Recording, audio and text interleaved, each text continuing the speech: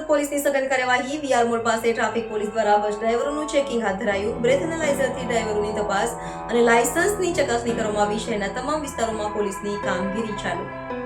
રાજકોટ બસ અકસ્માત બાદ સુરત પોલીસની સઘન કાર્યવાહી વીઆર મોડ પાસે ટ્રાફિક પોલીસ દ્વારા બસ ડ્રાઈવરોનું ચેકિંગ હાથ ધરાયું.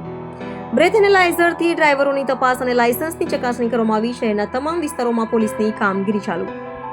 રાજકોટમાં થયેલા ગમખ્વાર બસ અકસ્માતની ઘટના બાદ સુરત પોલીસ તાત્કાલિક હરકતમાં આવી ગઈ છે. શહેરના નાગરિકોની સલામતીને ધ્યાનમાં રાખીને ટ્રાફિક પોલીસની ટીમો દ્વારા સઘન ચેકિંગ અભિયાન શરૂ કરવામાં આવ્યું છે. આ અભિયાનના ભાગરૂપે આજે વીઆર મોલ પાસે ટ્રાફિક પોલીસે અનેક બસોને અટકાવીને તેના ડ્રાઈવરોનું સઘન ચેકિંગ કર્યું હતું.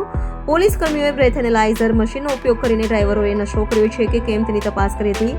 આ ઉપરાંત તમામ બસ ડ્રાઈવરોના ડ્રાઇવિંગ લાયસન્સ પણ બારીકાઈથી ચકાસવામાં આવ્યા હતા. હું SF Goswami, police sub inspector, traffic શાખા સુરત શહેર રિજિયન 3. તે પ્રકારની કામગીરી આજે કરવામાં આવી. હાલમાં જે ગુજરાતની અંદર ડ્રિંક એન્ડ ડ્રાઈવના બનાવો અને જે ઓવર સ્પીડિંગના કારણે લોકોને જે હાલાકી ભોગવવી પડી રહી છે અને જે અકસ્માતોના અંદર જે નિર્દોષ લોકો જીવ ગુમાવી રહ્યા છે, એના અનુસંધાનમાં આજરોજ અમારા સુરત શહેરના પોલીસ કમિશનર શ્રી અનુપમસિંહ ગેહલોત સાહેબ, અમારા ટ્રાફિક વિભાગના સંયુક્ત પોલીસ કમિશનર શ્રી રાઘવેન્દ્ર વત્સ સાહેબ, અમારા નાયબ પોલીસ કમિશનર શ્રી અમિતા વાનાણી સાહેબ અને અમારા એસીપી શ્રી ટંડેલ સાહેબની સૂચનાથી અમો તથા circle 8 police inspector Shri B B Panchal સાહેબ સાથે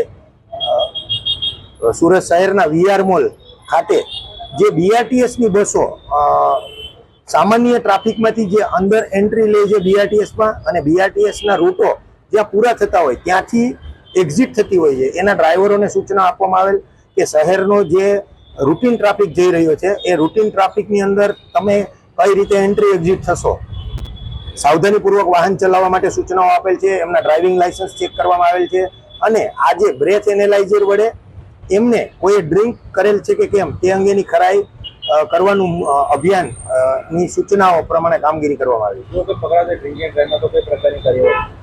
જો કોઈ ડ્રિંક એન્ડ ડ્રાઈવ કરતો પકડાઈ જશે તો એમના વિરુદ્ધ કાયદેસરની કાર્યવાહી કરવા માટે અમને સૂચના મળેલી.